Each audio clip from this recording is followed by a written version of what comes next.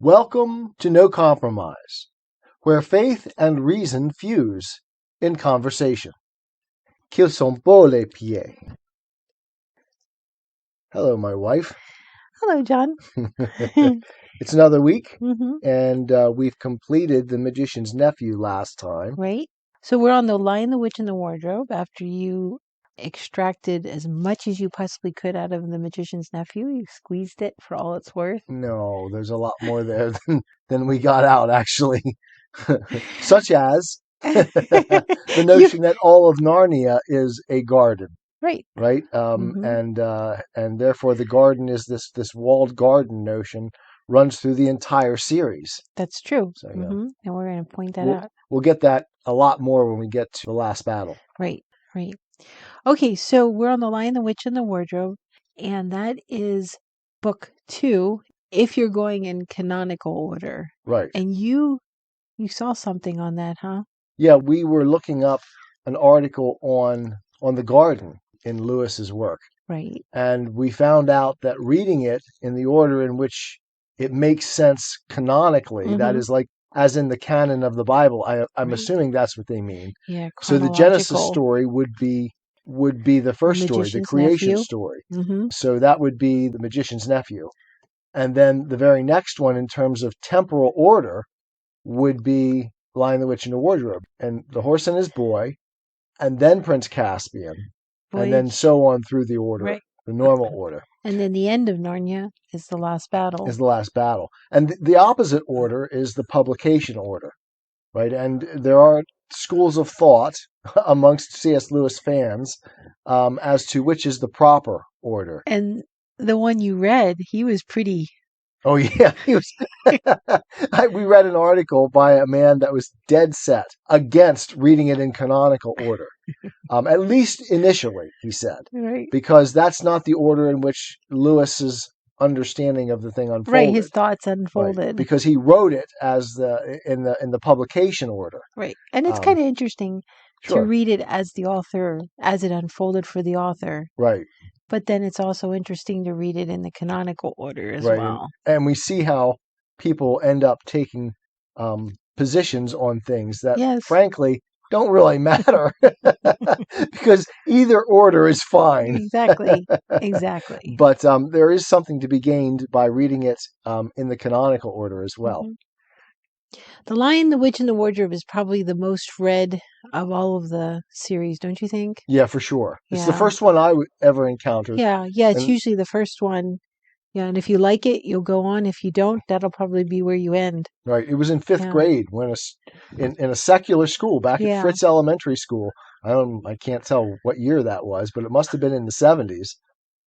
That my 5th grade teacher read it to us, and I was absolutely enthralled with it. Had no idea it was connected to Christianity at the time. Yeah. Well, when we went into this one, I was kind of like, I'm bored because I've read that one so many times. I'm not. But we'll read it. We'll go through it in order. And then I ended up discovering new treasures that I never even thought about before. It was really exciting, actually. It was really exciting for me to see your excitement as we read through it. Yeah, exactly. Because I knew you saw it as kind of like, here we go again. Yeah. And of course, our reactions to this play on the movies too, because the movies were so awful. And the books are so much better. Yeah, you're going to get in trouble. Yeah. Okay, so first of all, the author we know is C.S. Lewis, and it was the first written of the series. Right. And we've read quite extensively on Lewis in terms of biography, and not just his own, but other biographies. We just finished earlier this year biography of the Inklings, which included C.S. Lewis, Owen Barfield, Charles Williams, Tolkien, right? So the 4 of them. Yeah, and it was called what was it?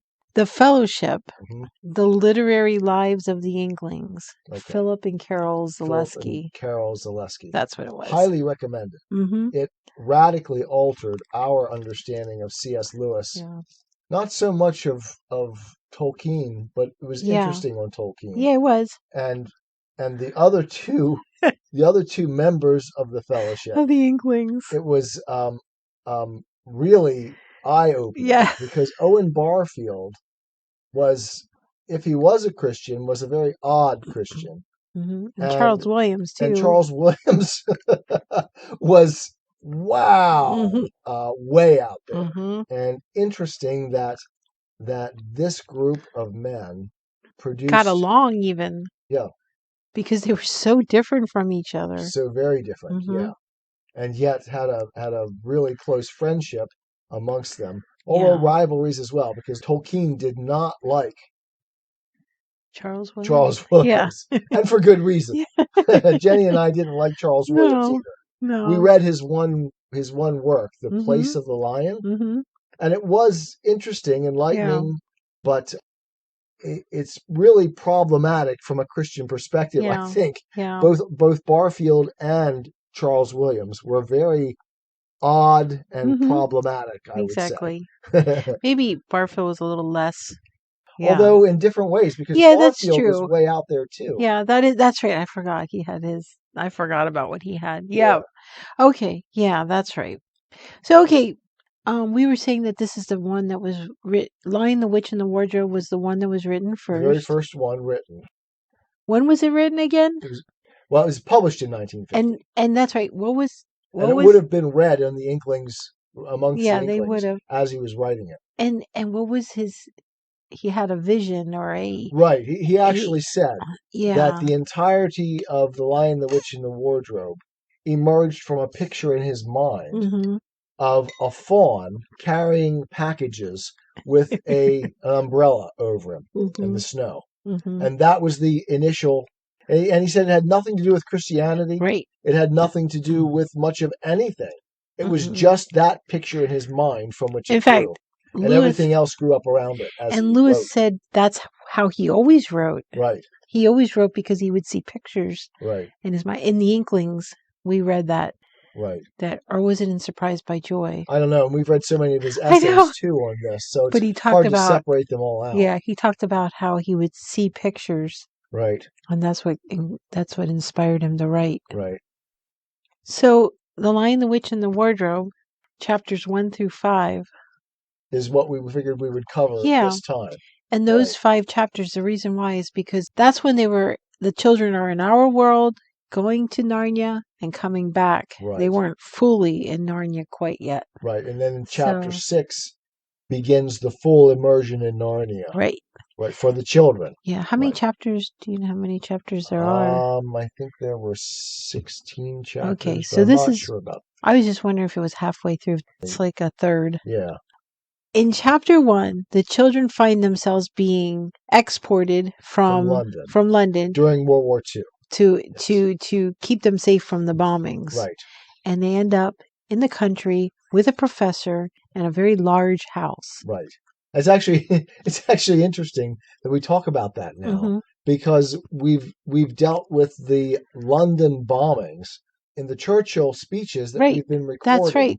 On Simple Gifts.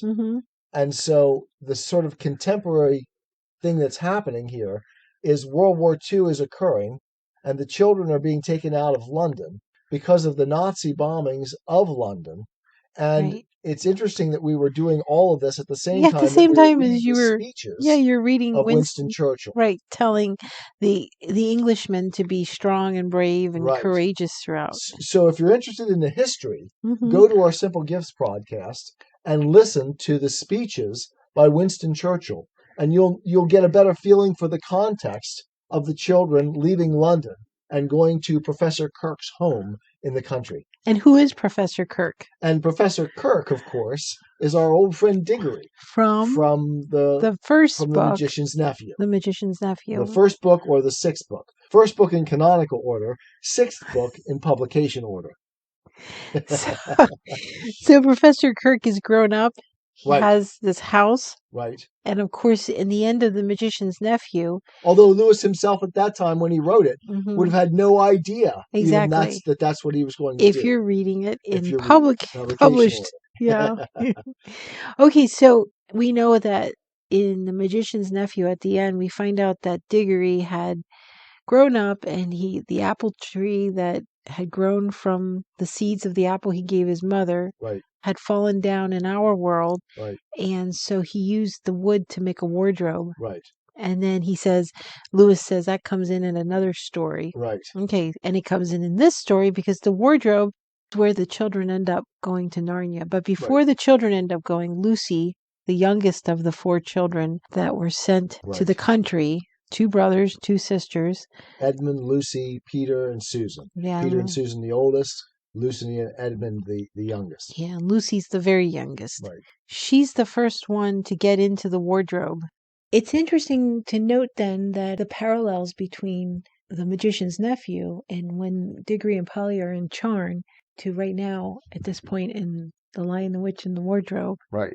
Right. When Diggory and Polly get to the room of images where they find Jadis, it is Polly who is absolutely fascinated by the clothing in the room.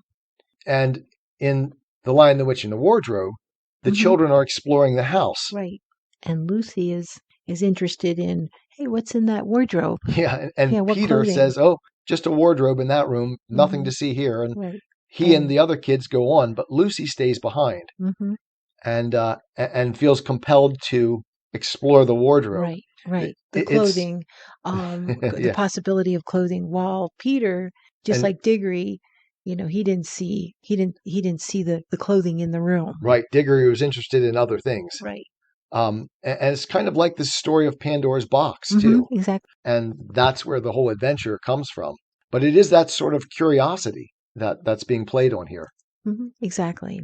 And so it was Lucy's curiosity as a daughter of Eve that led her to explore the wardrobe and to all the adventures that followed.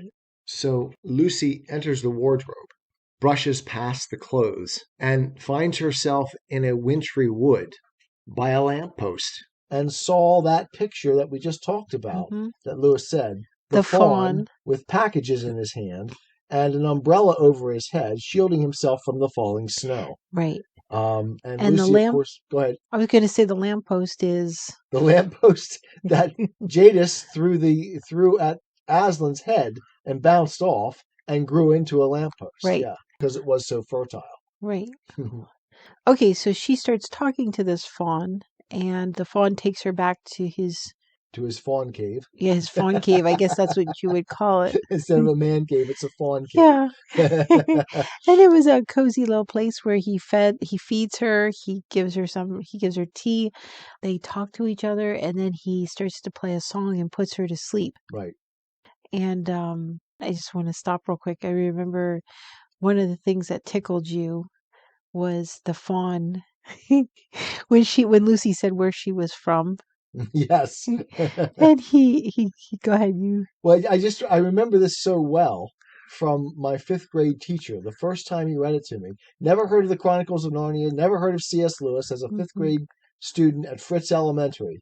And Mr. Litz read to us, and I remember so clearly him talking about the far country of Spare and the country of Wardrobe. Right. And that struck me so much as a 5th grade child of how brilliant this writer was, that he could take these things and make them into something so amusing and yet so clever. So yeah, I found that very fascinating as a child. Did it make you think Hegelian? I'm sorry. Jenny loves to take me back to Hegel because everything goes back to Hegel for me during the day. Although as a 5th grader, I had no idea who Hegel was, just like most of you still don't. You knew there was a shadow, the Hegel shadow. Actually, The Witch does a fairly good job of representing Hegelianism. That's right. Okay. So Lucy falls asleep. This song puts her to sleep. Right. She sees all sorts of or pictures. Almost to sleep, anyway. Yeah. Then she wakes up and says, "Oh, Mr. Tumnus, thank you for my tea, but it's really time for me to be getting back." Because hours had gone by, and that's important. And it's very important what happens here because it lays the foundation for everything that follows. Right. And Mr. Tumnus breaks down and tells her that he's been a very bad faun, that he's in the pay of the White Witch.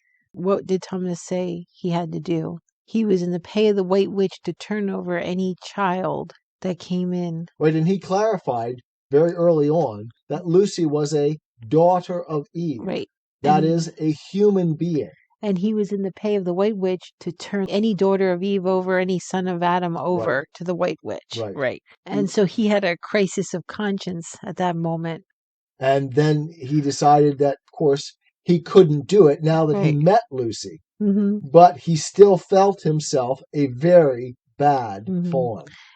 Yeah, and I wonder how much of that was because of his father, because he does say that his father would never have done anything like that. Right. Plus, he has that portrait of his father over the fireplace. I hate to bring in our friend Freud. Sigmund Freud. Yeah, I hate to bring in Sigmund Freud. Yeah. But Freud talks about the superego. Mm-hmm. And in many ways, that is image of our parents in our psyche. Right. And Tumnus looks back to his father and says, my father would never have done anything like this. Right. Turning over a child to the White Witch. Exactly.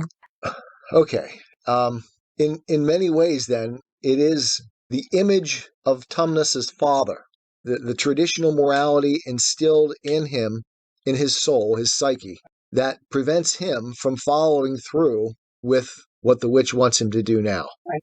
The revered spot that his father's picture has over the mantelpiece, over the hearth, the burning heart of the home, right? If you remember my first poem to you, I referred to that hearth because you are the hearth of my life, right? And that burning fire, and you had talked about that, actually. We corresponded about that in our texts.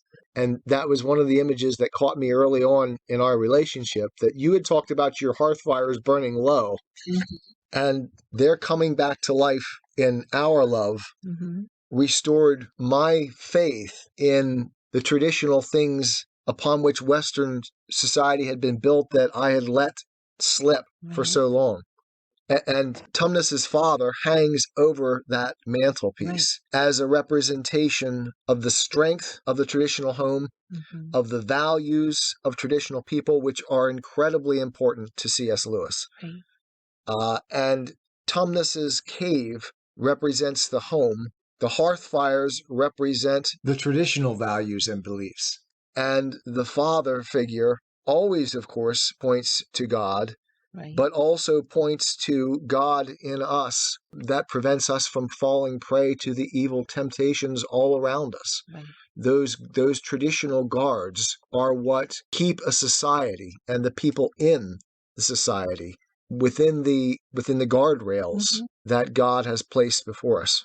He calls himself a kidnapper. He's not a kidnapper because he's never done it before. As he said, Lucy is the first one he's ever met. Right. And Lucy says, but I'm sure you would never do anything like that. And he says to her, don't you understand, daughter of Eve? You are the one that I'm doing it to. Right. And this, of course, unnerves Lucy, which brings us to the end of that chapter. Chapter 2. And you're going to read it? I don't think you're a bad fawn at all, said Lucy. I think you're a very good fawn. You're the nicest fawn I've ever met. Oh, you wouldn't say that if you knew, replied Mr. Tumnus between his sobs. No, I'm a bad fawn. I don't suppose there ever was a worse fawn since the beginning of the world. But what have you done? Asked Lucy. My old father now, said Mr. Tumnus. That's his picture over the mantelpiece. He would never have done a thing like this. A thing like what? Said Lucy. Like what I've done, said the fawn. Taken service under the White Witch. That's what I am. I'm in the pay of the White Witch. The White Witch? Who is she? Why, it is she that has got all Narnia under her thumb. It is she that makes it always winter, and never Christmas. Think of that. How awful, said Lucy. But what does she pay you for? That's the worst of it, said Mr. Tumnus with a deep groan. I'm a kidnapper for her. That's what I am.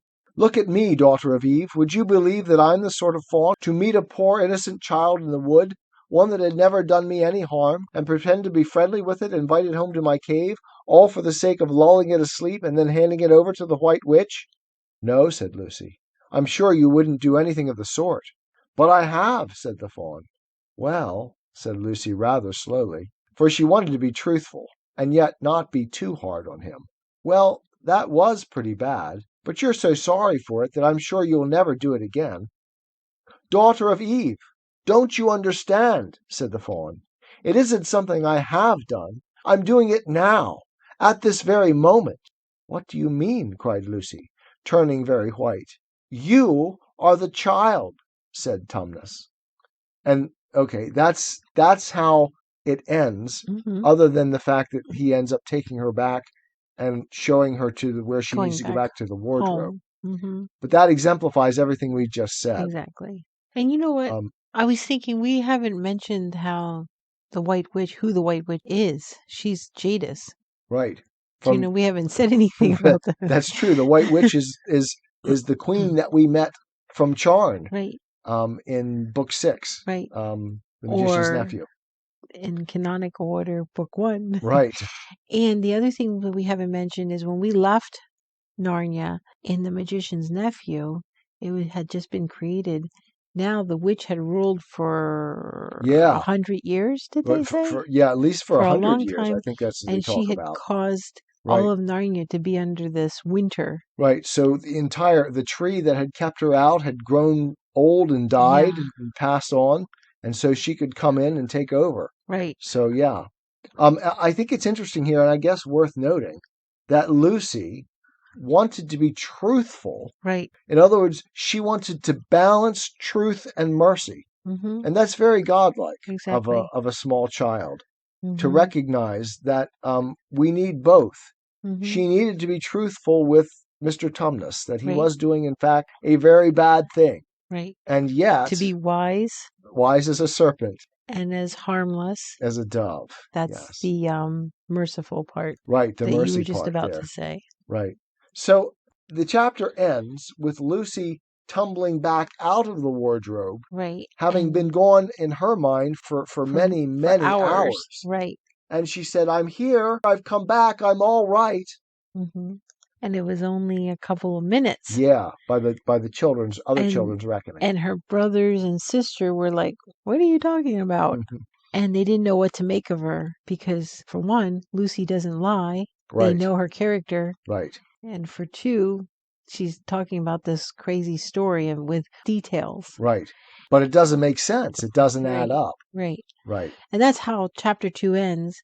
And we also see, as chapter 2 ends, that Edmund has started showing himself to be a spiteful person. He has had as yet no experience himself with the wardrobe, which will come in the next chapter. In chapter 3. But he makes fun of her mercilessly through this. The other two, Peter and Susan, are a little more indulgent, although concerned. They're mature. They kind of they're heading into their teens, and they're starting to act like mother and father. Right. But Edmund is actually quite nasty with Lucy. Right. And so chapter 3 starts, and they're kind of like, they're hanging out. And then one day comes again when they decide to play hide and seek, and this time Edmund gets in as well. Edmund follows Lucy. He sees Lucy go in, and then he follows her in. Right. He kind of follows her in with the intent to pest her. To be tease nasty. her. And Lucy's ahead, so she ends up with Tumnus. Right. She goes directly to Tumnus. And Edmund's alone. Right. He's alone now. Right. And who does he meet up with? He hears bells coming. Right. And he sees a sledge pulling up with a white lady and a dwarf driving. Right. And this, of course, is the White Witch. Right. Jadis. We didn't know Jadis at this moment. And Lewis himself didn't know even would know. be Jadis when he was writing it. Right. But is indeed the Queen of Narnia. Right. So the witch, it's funny how the witch is attracted to what she sees in Edmund. Do you know what I'm saying? She sees the naughtiness in him. The way she could use him. Right. Just like, almost like, the witch is practical. She sees how Edmund is a lot like Uncle Andrew. Right. Yeah. Evil knows evil. The witch can see someone that she can use, someone that she can manipulate to do what she wants.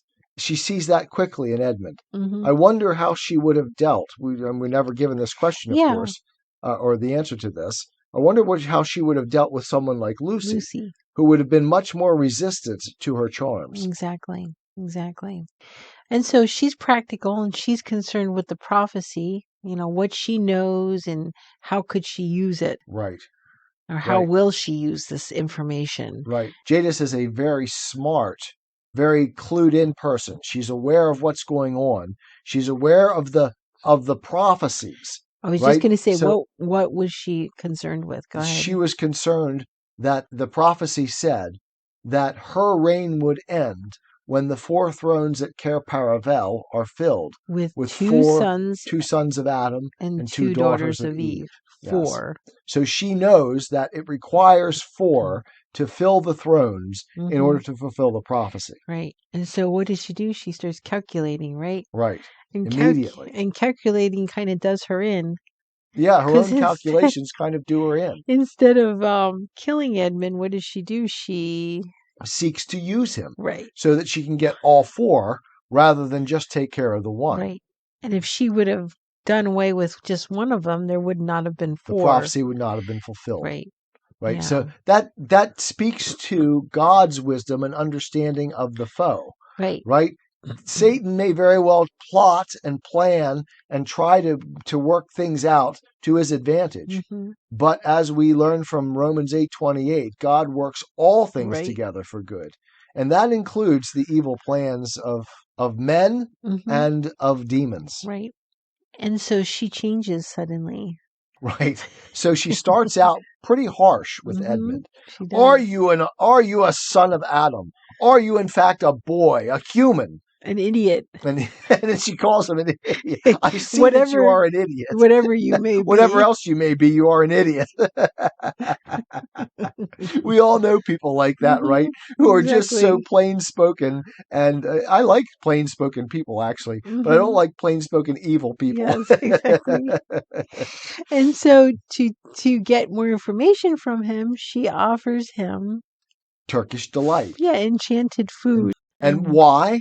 Because enchanted food gives her a way of controlling Edmund. Right. Because once you're under the witch's power, you have given up an awful lot of your own free will. Right. And also it's the lust of the flesh. Lust of the flesh. Right. And then she appeals to the lust of life by appealing to his the pride of life. She appeals to his vanity. Right. I will make you a prince and ultimately a king, and I'll make your sisters and brother courtiers underneath you. Right. If you will serve me and do what I ask of you, you must bring them to me. Right. But like we said, had she been smart, really smart, she could have ruined the prophecy by just killing Edmund. Exactly. But she wanted the whole ball of wax. Right. She wasn't content with just one of them. She wanted all 4. Right. Under her control. And so she gives him instructions to bring all of them to her. To her castle. Right. Yes. And then the wonderful plan of Edmund becoming her like a son to her will take place. Right. And they will all serve Edmund. And it's worth noting, too, that the Turkish delight is very much like the fruit that she herself plucked illicitly from the garden. Right. It's like, I promise you, as she said to Diggory, that I will give you something that will make you happy all your life. Right. That's what the Turkish delight represents to Edmund. And it is always fruit that is illicitly plucked. God gives us good things. And evil twists them. And what does it say later? Right at the end of this chapter, it says that Edmund didn't feel so well. Yes. From the Turkish delight. That's right. Okay, she leaves. He meets back up with Lucy. Right. And in their discussion, it says that he wasn't feeling so hot in his stomach from all the Turkish delight. And then finding out that the person he had talked to was a witch. He didn't reveal that to Lucy, that he talked to anybody. Right. But she says to her. So he's deceptive too. Yeah, she says to him. Another sign. Right. She says to Edmund that there's a witch that's making it winter, and so and that everyone in Narnia hates her. Right. And what does he say? He says, what fawns, they'll say anything. You can't really believe fawns. They'll say anything. He's always playing the one who knows. Right. Exactly. And I can't help but think that is Marxism. The Marxists always claim to know better. Right. It's actually Hegelianism. Sorry, here we go again, folks. I know Jenny's laughing at me about that. I take everything back to Hegel. Yes. But it's very much that. It's like they claim to know what they can't know. We learned this lesson from Socrates. We human beings are incredibly ignorant creatures. Right. And when we pretend to know, we get ourselves in all kinds of trouble. And I remember as a kid reading this book, thinking to myself, how can he get away with saying, you know how fawns are, when he's never met a fawn? And why didn't Lucy say to him, how do you know when you never met a fawn? It's funny that those questions never occur to kids, isn't it? Yeah, it was funny when everyone knows. Yes.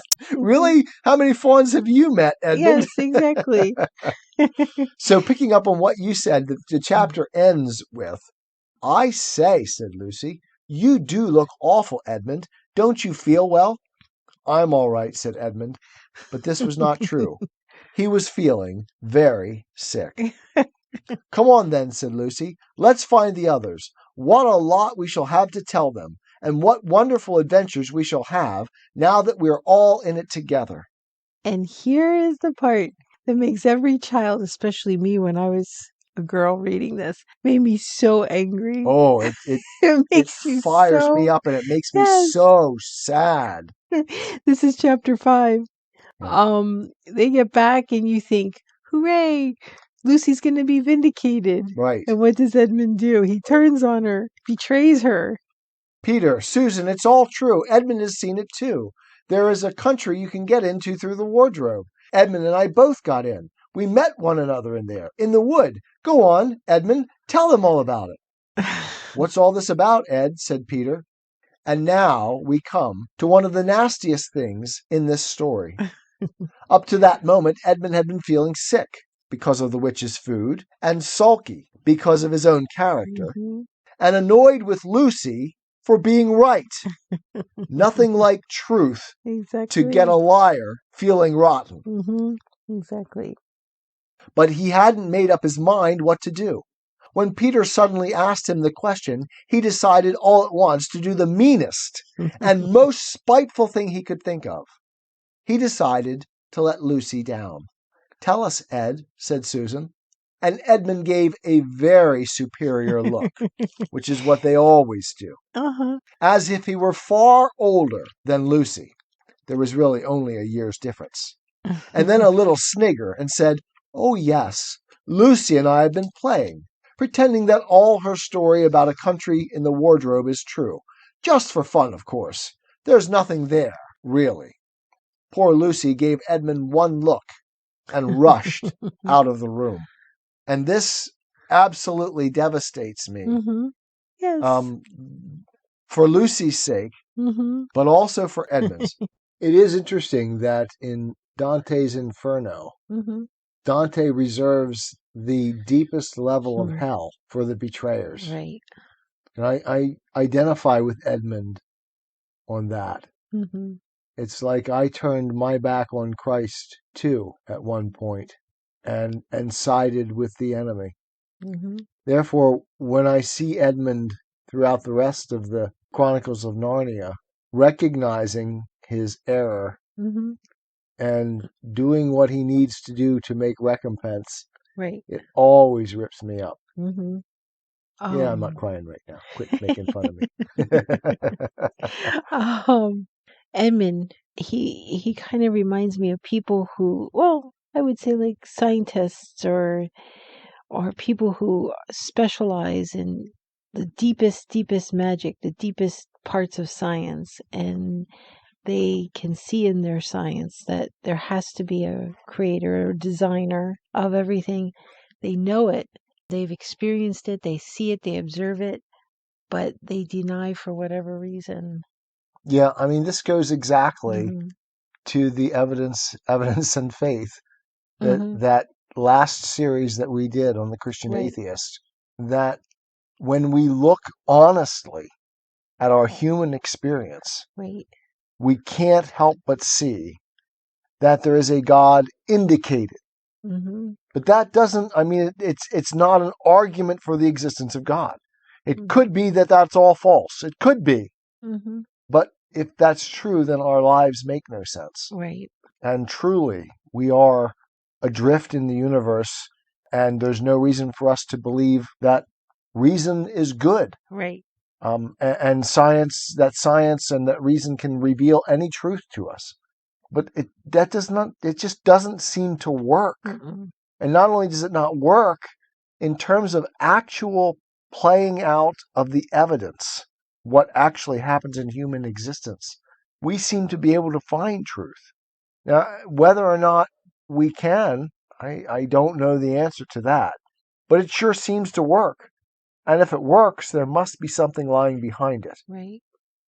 So Edmund is scolded by his brother, by Peter. Oh yeah, Peter gets very angry with him. Right.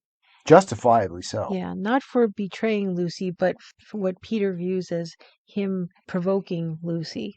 And being spiteful. Right. And so how does Edmund respond? He's like surprised. Look here, said Peter, turning savagely on him. Shut up. You've been perfectly beastly to Lou ever since she started this nonsense about the wardrobe. And now you go playing games with her about it and setting her off again? I believe you did it simply out of spite. But it's all nonsense, said Edmund, very taken aback. It's like Peter sees him for what he is. Mm-hmm. He doesn't actually see him for the betrayer because Peter himself is kind of wondering what's going on with Lucy. And Susan as well is concerned. Right. But they don't see But they do see Edmund for what he is. They don't see that in Edmund, his concern or anything. Well, and in their conversation with the professor a little bit later on, which is what we're going to talk about next, we reveal that they tend not to think so highly of Edmund. Right. Because, after all, brothers and sisters know their siblings quite well. Exactly.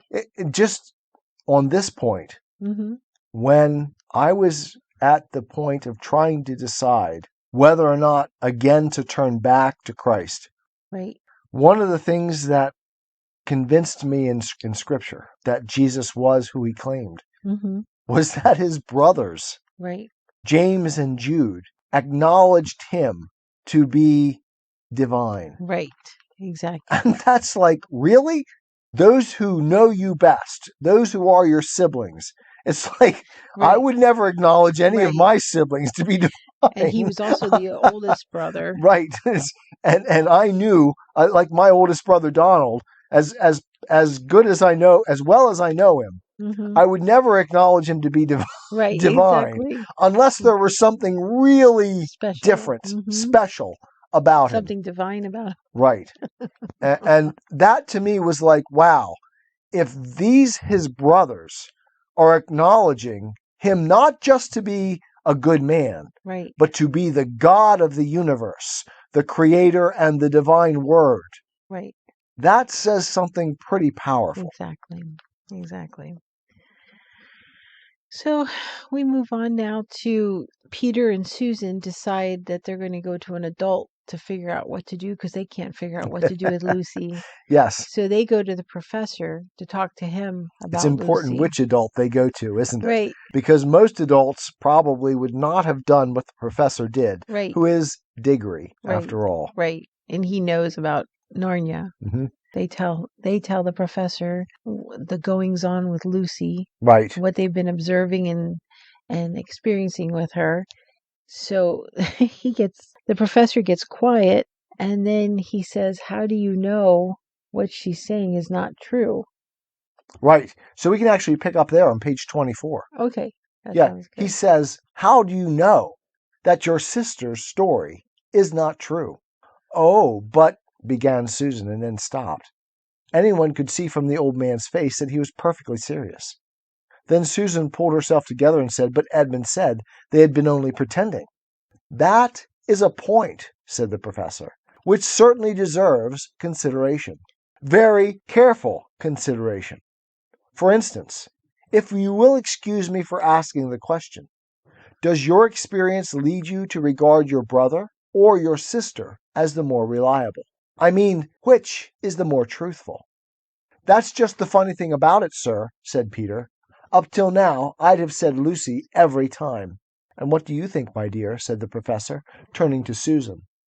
Well, said Susan, in general, I'd say the same as Peter. But this couldn't be true. All this about the wood and the fawn.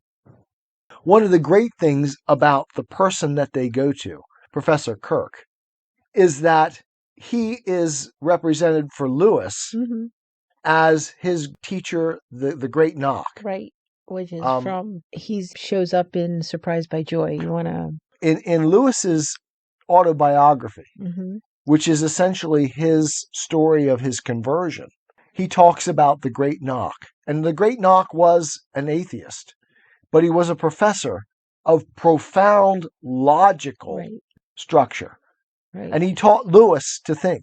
In fact, I think Lewis would himself say that his own logical propensities were built by the Great Knock. And Professor Kirk really is the sort of mirror of Lewis's favorite professor. Yeah, exactly. And he says that is a point, said the professor, which certainly deserves consideration. Very careful consideration. So this is the voice of logic speaking. For instance, if you will excuse me for asking the question, does your experience lead you to regard your brother or your sister as the more reliable? I mean, which is the more truthful? Which goes with the evident. Right, the evident. It's which one of these, from your experience, can you trust to tell the truth? Right. And clearly, the character has revealed themselves. Edmund is not a truthful person. Right. Lucy is. Right. And so this is saying, okay, who are you going to believe then? Well, said Susan, in general, I'd say the same as Peter. But this couldn't be true. All this about the wood and the fawn. And now listen to what the professor says. That's more than I know. And a charge of lying against someone whom you have always found truthful is a very serious thing. A very serious thing indeed. Right? So you are doubting your sister Lucy when she has been the soul of truth, and believing Edmund when he has showed himself to be quite characteristically flawed. Right, exactly. We were afraid it mightn't even be lying, said Susan. We thought there might be something wrong with Lucy. Madness, you mean, said the professor, quite coolly. Oh, you can make your minds easy about that. One has only to look at her and talk to her to see that she is not mad. But then, said Susan, and stopped. She had never dreamed that a grown-up would talk like the professor, and didn't know what to think. Logic, said the professor, half to himself. Why don't they teach logic at these schools? And this is, of course, one of the great themes that C.S. Lewis develops. Exactly. That our schools are utterly failing to teach basic thought, basic logical principles to our people. It was clear. And it has only gotten worse And since it was clear Lewis's during time. his time he was disgusted with the state of education. I mean, he put it in this one, he put it in The Silver Chair. Right. He put it in Prince Caspian. Right. Yeah, we're going to see it as a theme developing in the Chronicles of Narnia. Right. But even in Lewis's theoretical works, in his essays, in Mere Christianity, and especially The Abolition of Man, Lewis develops this utter failure of the educational institution to teach basic things. And this, for me, has been clearly demonstrated. I trace this in terms of its history back to Hegel, changing our history, changing our pedagogy, changing what it is we teach. All right. So it's clear that he has something against the state of education. Yes, Lewis is deeply concerned about education. Professor Kirk goes on to say there's three possibilities. Yes. Why don't they teach logic at these schools? There are only three possibilities. Either your sister is telling lies, or she is mad, or she is telling the truth. You know she doesn't tell lies, and it is obvious that she is not mad. For the moment, then, and unless any further evidence turns up, we must assume that she is telling the truth. And this is like Sir Arthur Conan Doyle. Mm-hmm. Sherlock Holmes. Right. If you've eliminated all of the probabilities, mm-hmm. then all that's left is the most improbable, mm-hmm. but it's the only thing that could possibly be the answer. Right. Then that's the answer. That's exactly She's telling the truth. Yeah. And that's the one thing they are like not willing to face. Exactly. Even though logic dictates it. Right. But how could it be true, sir? Said Peter. Why do you say that? Asked the professor. Well, for one thing, said Peter, if it was true, why doesn't everyone find this country every time they go into the wardrobe? I mean, there was nothing there when we looked. Even Lucy didn't pretend there was. What has that to do with it? Said the professor. Well, sir, if things are real, they're there all the time. Are they? Said the professor. And you'll have to excuse me on this point, but as a philosophy professor, I love that moment. Mm-hmm. It's like, really? This is the question of metaphysics, right?